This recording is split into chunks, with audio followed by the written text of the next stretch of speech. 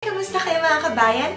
It's your Pinay girl here in New Zealand and aka Girl Chasing Sunshine. Gumagawa ko ng mga videos about sa buhay ko dito sa New Zealand as a Filipino migrant who started with just a working holiday visa. Kaya naman kung pangarap mo rin makapunta dito sa New Zealand at gusto mong maging updated sa hashtag Buhay Pinoy sa New Zealand, then please consider subscribing to my channel by clicking the red button below as well as the notification bell para lagi kang updated sa aking mga latest uploads. You can also follow me on my Facebook page and my Instagram at Girl Chasing Sunshine dahil mas regular ang mga updates ko doon, kabayan.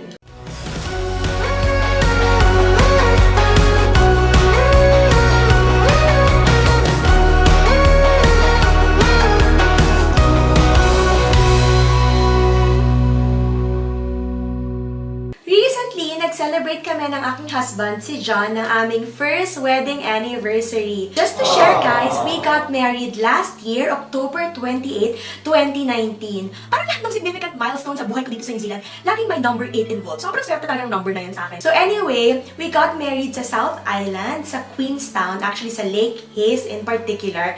Alam niyo ba si Ann Curtis, sa Queenstown din nagpakasal? O, diba?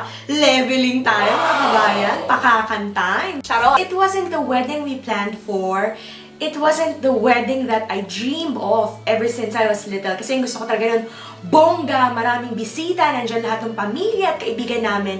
But the wedding we had here in New Zealand, it was so intimate, around 20 guests lang. But it was a very, very special and memorable day. The most beautiful day ever in my life. Pag inaalala ko siya ngayon, parang I recall it with so much joy, so much fondness. Talagang iba yung binibigay na feeling sa akin pag inaalala ko nung araw na yun. My gosh, this wedding, our wedding here in New Zealand, it exceeded my expectations a million times over. As in, over talaga mga kabayan. And ang dami naming pinagdaanan na kung ano-anong misfortunes along the way para makapunta kami dun sa wedding na yon. Kukwento ko yun sa ibang video. Ayun na nga, it wasn't my ideal wedding, but it was the best and the most perfect dream wedding that I could ever ask for talaga. Kaya naman sobrang thankful ako sa husband ko dahil nagawa namin to. Kaya naman mga kabayan, naisipan kong gumawa ng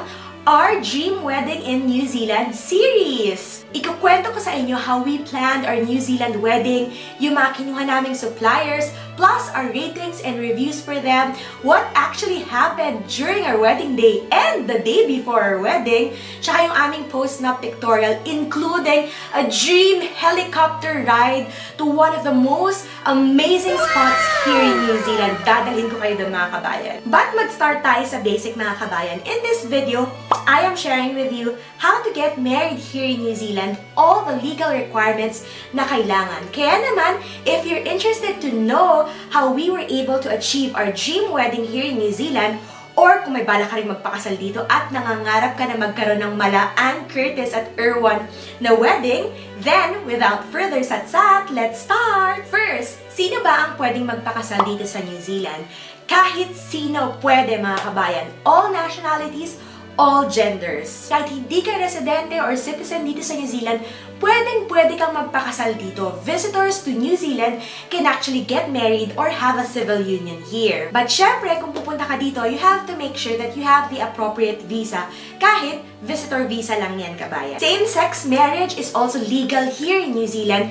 Kaya naman talagang kahit sino pwedeng magpakasal dito sa New Zealand. Lalaki sa lalaki, babae sa babae, lalaki sa babae, babae sa lalaki. Yan, pwede kahit sino, kabayan. All genders at i-recognize nila yan dito. May tatlong klase lang ng tao na hindi pwedeng magpakasal dito sa New Zealand, mga kabayan. So, sino-sino yung mga yon?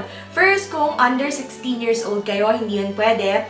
And then second, kung closely related kayo ng mapapang-asawa ninyo, either by birth, by marriage, or by adoption, hindi rin pwede yon. And then lastly, kung isa sa inyo ay currently married or in a civil union, hindi rin pwede yon mga kabayan.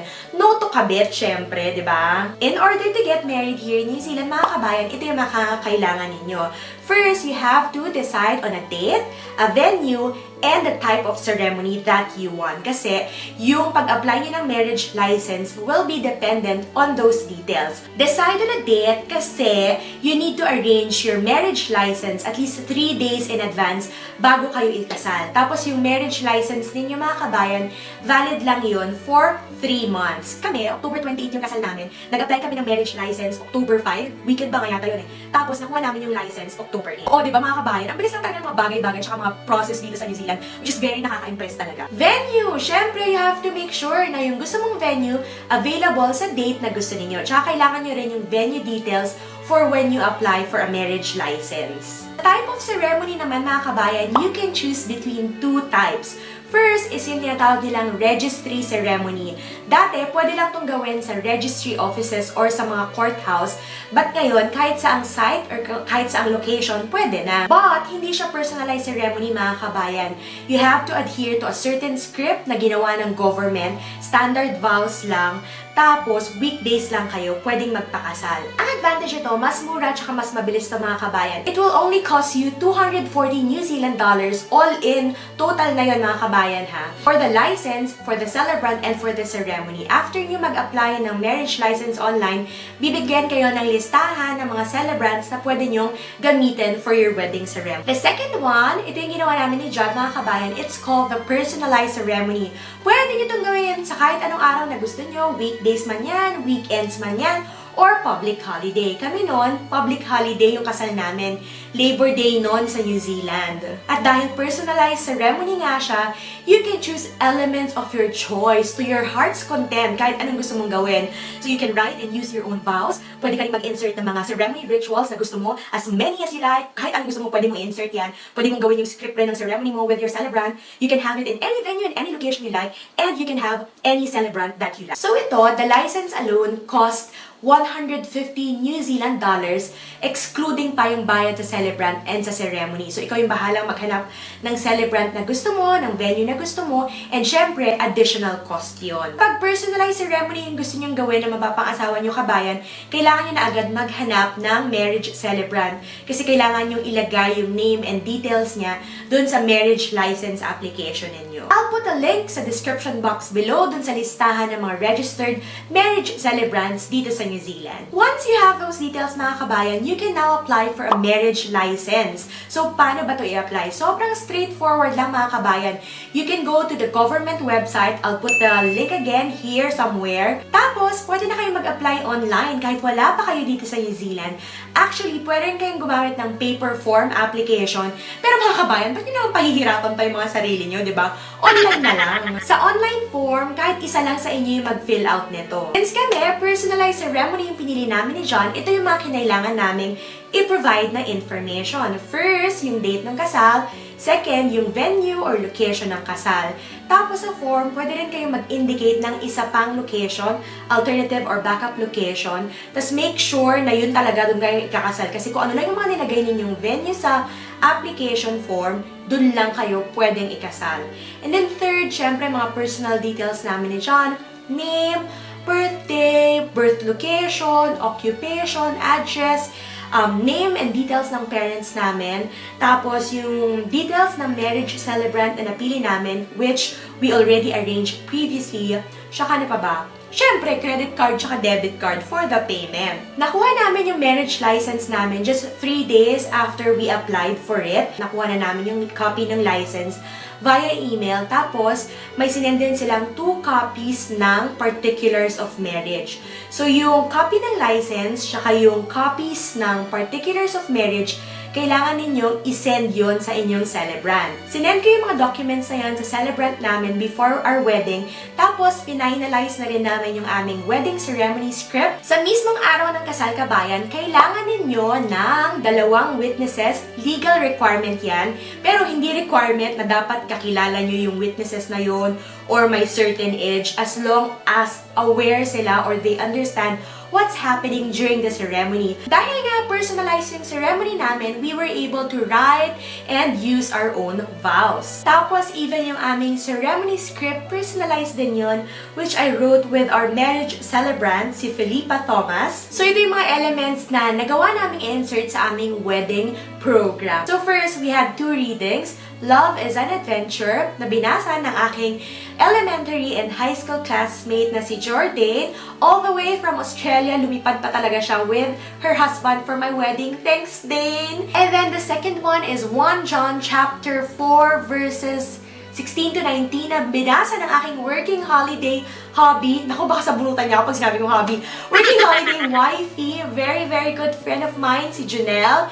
Thank you. Pakak yung ano niya, yung reading niya. Meron pa siyang sarili niyang interpretation. May pa-hashtag pa siyang hashtag Andyan si Lord. Tapos yung love story namin, kwento yun ni Felipa ng aming celebrant. And then we move on to the vows. First, yung standard vows na legal requirement. And then, we recited our personal vows for each other. And then, we had the blessing and exchanging of the rings. May pakieme pa kami nun na parang warming of the rings. So, pinaikot namin yung rings sa kanila to bless it for us before kami nag-exchange ni John ng rings. Then, we had the coin ceremony na hindi uso dito. Tapos, dahil nga wala yung family namin, wala yung parents namin, only my eldest sister was here, si Ate Erla, na lumipad pa from the Philippines. Nagbasa siya ng letter from my parents. Tapos actually, meron kaming video compilation ng mga greetings ng aming mga kapamilya and kaibigan sa Pilipinas na kinumpile ng aking isa pang sister. Pero hindi na namin yun na-play during the wedding kasi surprise yun eh. So, afterwards ko na nalaman. After the reading of the letter, we had another good friend, si Krisha. Hi ba! Nag-pray over siya sa amin. And then yun, tapos na yung ceremony. All in all, parang 45 minutes lang yung buong ceremony. But wait, para maging legal ang kasal, kailangan may mangyaring signing of the certificates towards the end of the ceremony. So mag-sign kayo ng asawa mo plus your 2 witnesses. And then, bibigyan kayo, di ba 2 copies yung particulars of marriage. Bibigyan kayo ng isang copy ni celebrant and then the other copy, ikikip ni celebrant para i-file niya sa births, deaths, and marriages department. Tapos, afterwards, after ilang days, makakakuha na kayo or makaka-request na kayo ng marriage certificate. That's it! Sobrang bilis and sobrang efficient ng pagpapakasal dito sa New Zealand, di ba mga kabayan? Actually, I think yung registry ceremony mas mabilis pa dito. Yung ibang kwento, i-save ko na lang for other videos for this series. Meron ba kayong ibang gustong malaman tungkol sa pagpapakasal dito sa New Zealand, mga kabayan? Or gusto nyo lang ikwento ko sa inyo kung ano yung nangyari sa kasal namin, planning the wedding, mga ganyan. Gusto nyo ba yun? Leave a comment below kung anong gusto nyong malaman about getting married, having a wedding here in New Zealand, at itatakal natin yan sa ating mga susunod na videos. For now, I hope you enjoyed this video, and if you do, please don't forget to give it a like at i-share nyo na rin sa inyong mga friends. Thank you mga kabayan for watching. I'll see you again in my next video!